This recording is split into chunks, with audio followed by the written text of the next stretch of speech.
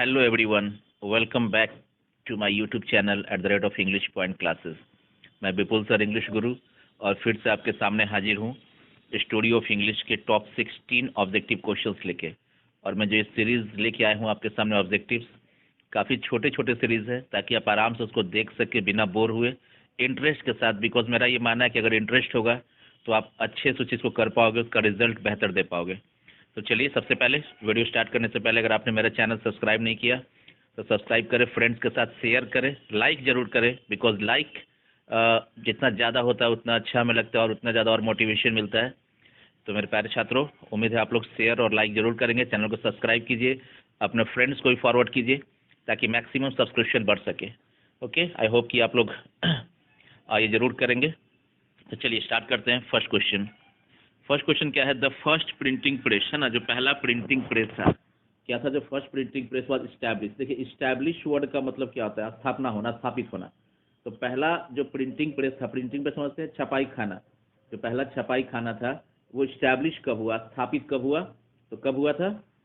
Yes, very good. कब हुआ था? 1476। अब देखिए, जब मैं क्वेश्चन बोल रहा हूँ, है ना, तो जो लोग पहले से पढ़े हुए तो वो फट से जाती क्वेश्चन आपने देखा, उसका आंसर जरूर एक करले। बिकॉज आंसर करने से आपको एक रिवीजन, एक रिकॉल मिलेगा। और अगर आपका आंसर गलत होता है तो मैं करेक्ट आंसर बता रहा हूँ, आपको उसका बेनिफिट साथ साथ मिलेगा। तो फर्स्ट प्रिंटिंग प्रेस स्टैब्लिश हुआ, स्थापित हुआ कब? 1476 में। ओके, चलिए सेकंड पढ़ते हैं। Second question most important question, याद रखना दोस्तों। Second question, it is most important question. क्या? The Christianity begin to spread, है ना। बिगिन क्या होता है? शुरू होना, स्टार्ट होना। बिगिन का मतलब क्या होता है? शुरू होना, स्टार्ट होना। और स्प्रेड मतलब फैलना। यानी कि सबसे शुरू में जो क्रिश्चियन धर्म का स्प्रेड हुआ था, है ना, वो फैलना शुरू हुआ इंग्लैंड में आफ्टर द गैप सेंचुरी। तो क्रिश्चियन धर्म का जो इंग्लैंड में स्प्रेड था, फैलाव शुरू हुआ था, वो कौन सी सेंचुरी के बाद शुरू हुआ था? Yes, 6th century. क्या होगा आंसर? 6th century. तो याद रखिएगा कि पहला प्रिंटिंग प्रेस स्टैब्लिश हुआ 1476, 1476। और सेकंड क्वेश्चन है, इंग्लैंड में कब फैलना शुरू हुआ? तो याद रखना कब? 6th सेंचुरी में, है ना। अब देखिए, कई बार क्वेश्चन में 6th सेंचुरी के बदले 600 दे देता है। तो कॉमन सी बात है, सेंचुरी का मतलब कितना होता है? 100 ईयर्स होता है। और हम लोग 6th सेंचुरी बोल रहे हैं, तो 6 × 100 के तो क्या होगा? 600। तो कंफ्यूज नहीं करना है। 6th सेंचुरी दिया है तो वो करेक्ट ऑप्शन होगा। 600 ईयर्स दिया है तो 600 ईयर्स हो जाएगा। क्लियर? ओके, चलिए आगे बढ़ते हैं। द वर्ड ड्रामा मीन्स, ये भी काफी इंपॉर्टेंट क्वेश्चन है, कई बार पूछ चुका है हमारे इंटर में। तो ड्रामा वर्ड का मतलब क्या होता है? देखिए, ऑप्शन दिया है प्ले। तो प्ले तो इसका साइनोनिम्स है, समान अर्थ वाले शब्द। याद रखना है कि ड्रामा का जो ये प्ले जो है, प्ले क्या है? साइनोनिम्स है। साइनोनिम्स भी याद रखना है ना। समझते हैं? साइनोनिम्स का मतलब समानार्थी शब्द, एक समानार्थी शब्द। कैसे होता है कि आग को अग्नि बोलते हैं, पानी को जल बोलते हैं, वो सब क्या है? साइनोनिम्स है। तो यहाँ पे देखिए, जो फर्स्ट ऑप्शन प्ले दिया है, ये क्या है? ड्रामा वर्ड का साइनोनिम्स है, इसको ध्यान रखना है ना। तो इसका जो मीनिंग है, क्या पूछता है कि द वर्ड ड्रामा मीन्स, देखिए ड्रामा, ये स्पेलिंग गलत हो गया थोड़ा। ओके, तो ड्रामा जो वर्ड है ना, द वर्ड ड्रामा।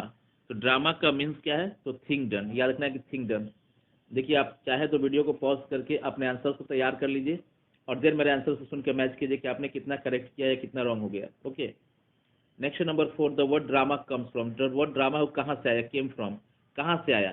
तो ड्रामा वर्ड का जो ओरिजिन है, उसकी जो उत्पत्ति कहाँ से हुई है? ग्रीक वर्ड से। याद रखना है कहाँ से हुआ है? ग्रीक वर्ड से हुआ है। दोनों क्वेश्चन इंपॉर्टेंट है। ड्रामा वर्ड का मतलब क्या है? तो थिंक डन। और ड्रामा वर्ड आया कहाँ से है? तो ग्रीक वर्ड से है। ओके, क्लियर है? चलिए बढ़ते हैं अपने अगले स्लाइड की ओर। क्वेश्चन नंबर 5, ये मोस्ट इंपॉर्टेंट क्वेश्चन है। कैंडिडा, कैंडिडा एक बुक है ना। तो Candida is written by, Candida को लिखा किसने? और देखिए, मैंने पहले ही बताया था और होपफुली कल मैं आपके लिए एक नया लेके आऊँगा सीरीज स्टोरी ऑफ इंग्लिश का। क्योंकि स्टोरी ऑफ इंग्लिश से दो तरह का क्वेश्चन बहुत ज़्यादा पूछता है। पहला बुक्स और ऑथर और दूसरा पीरियड। तो बुक्स और ऑथर और पीरियड दोनों के ऊपर हम लोग बात करेंगे अगले वीडियो के अंदर। अगला वीडियो काफ़ी इंपॉर्टेंट होगा आपके लिए। तो उसमें से मैंने कुछ यहाँ पे लिखा जो इंपॉर्टेंट है, लेकिन अगला जो वीडियो होगा प्योरली आपके बुक्स ऑथर के ऊपर ही होगा, है ना, जिसमें मैं सारे बुक्स और ऑथर के इंपॉर्टेंस को एक कलेक्शन, एक नोट्स आपको दे दूंगा। तो कैंडिडा इज रिटन बाय, तो कैंडिडा को किसने लिखा? तो याद रखना जीबी शॉ ने लिखा। याद रखना जीबी शॉ ने। कैंडिडा ने किसने लिखा? तो जीबी शॉ ने लिखा। ओके, नेक्स्ट है the period of old English. अब देखिए, ओल्ड इंग्लिश तो हम लोग पढ़ चुके हैं बार बार कि इंग्लिश लैंग्वेज का जो डेवलपमेंट हुआ है ना, मतलब एक रीजनल या फिर एक लोकल भाषा से रीजनल बनी, देन डिस्ट्रिक्ट लेवल पे आई, रीजनल लेवल पे, फिर नेशनल पे आई, देन इंटरनेशनल। और there is hardly any country आज के डेट में जहाँ इंग्लिश का यूज़ नहीं होता है, या हार्डली कोई पीपल है जो इंग्लिश का यूज़ नहीं करता है। आज इंग्लिश हर जगह है। ये जो एक लो लेवल से आज एक इंटरनेशनल बन गई, मतलब इसके बिना काम नहीं चलता है। ये हमारी लाइफ का पार्ट एंड पार्सल बन गया। पार्ट एंड पार्सल इसका अभिन्न अंग। जैसे आज मोबाइल कैसे है, उसके बिना काम नहीं चलता। हम लोग सो के उठते हैं और हाथ में पहले मोबाइल ही आता है, इतना इंपॉर्टेंट हमारे लिए हो गया है। तो इंग्लिश लैंग्वेज जो है डेवलपमेंट जो की है ना, तो उसके पीछे क्या था कि उसका एक पीरियड था, स्टेप बाय स्टेप डेवलपमेंट हुआ, कभी अचानक से डेवलपमेंट नहीं होता है। तो इंग्लिश लैंग्वेज के डेवलपमेंट के पूरे जो पीरियड है उसको कितना 3 पार्ट में बांटा गया है। कौन सा है? ओल्ड इंग्लिश, मिडिल इंग्लिश और मॉडर्न इंग्लिश। ये 3 कौन सा है? उसका पीरियड है। अब हर पीरियड का एक टाइम ड्यूरेशन होता है ना। यहाँ पे याद रखना है कि ओल्ड इंग्लिश का पीरियड कब से कब है, तो 44921066 याद रखना है कि 44921066। ओके। फिर अब मिडिल, तो मिडिल का पीरियड कब से कब है, तो 1150 टू 1500, 1150 से 1500। देखिए दोनों ऑप्शन सेम हो गया है, तो कोई दिक्कत नहीं है। आप ध्यान रखेंगे कि मिडिल का पीरियड क्या है, 1150 से 1500 तक है। ठीक है, दोनों याद रखना है। ओल्ड इंग्लिश कब से कब, 44921066। मिडिल कब से 1150 टू 1500 तक। अब यहाँ पे आप चीज़ देख रहे होगे कि ओल्ड इंग्लिश खत्म कब हुआ, 1066 में, और मिडिल स्टार्ट कब हुआ, 1150 में। यानी कि लगभग बीच में एक आपको क्या दिख रहा है, 100 साल का एक गैप दिख रहा है। एवरेज हम बात करें, एक गैप दिख रहा है। तो ये जो गैप है ना, 1066 और 1150, यानी 1066 1150, इस गैप का रीज़न क्या है?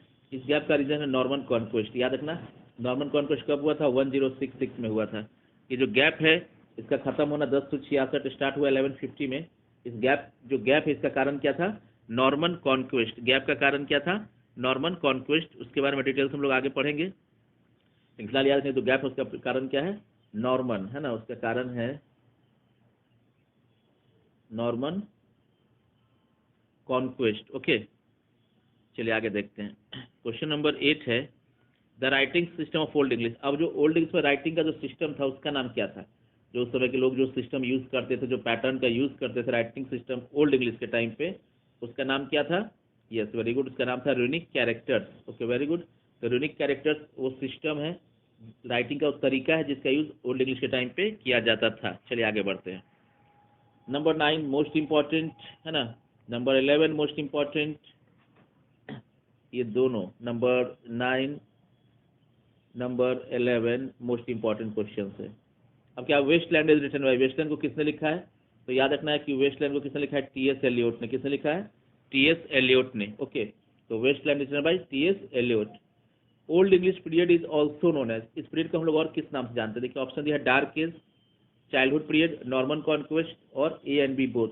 तो आपको मालूम है कि ओल्ड इंग्लिश को हम लोग डार्क एज भी कहते हैं और चाइल्डहुड पीरियड भी कहते हैं। चाइल्डहुड तो इंग्लिश का स्टार्टिंग पीरियड था।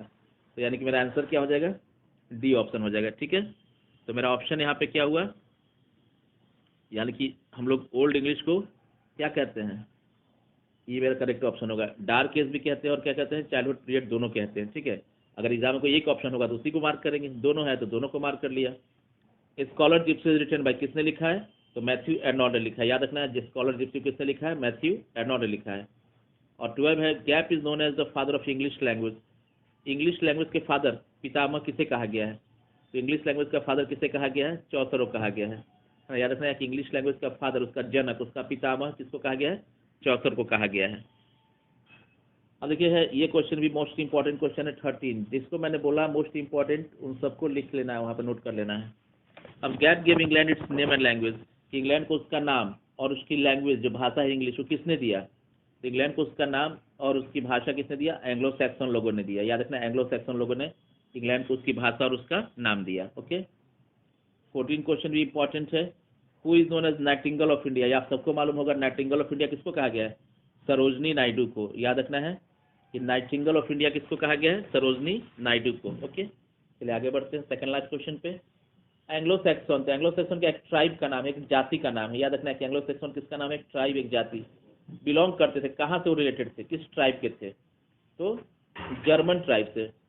उनका रिलेशन किसके साथ था? जर्मन जाति के साथ था, जर्मन जाति के साथ। ओके, तो Anglo Saxon belong to German tribe. Okay, और नेक्स्ट है कि इंग्लिश फ्रॉम 15th सेंचुरी। अब जो 15th सेंचुरी यानी कि कितना, 1500 है ना, तो 1500 से अभी तक जो इंग्लिश है कौन सी इंग्लिश है? यस, वेरी गुड, कौन सा है? Modern English. तो तीनों का पीरियड याद रखना। Old English 44921066, middle English 1150 to 1500 and modern English 1500 to till now. यानी कि अभी जो इंग्लिश चल रहा है उसका नाम क्या है? मॉडर्न इंग्लिश है। तो आई होप आपके लिए वीडियो काफ़ी बेनिफिशियल रहेगी और साबित होगी। क्वेश्चन एग्जाम के अंदर पक्का आएगा। Thanks for watching and keep watching.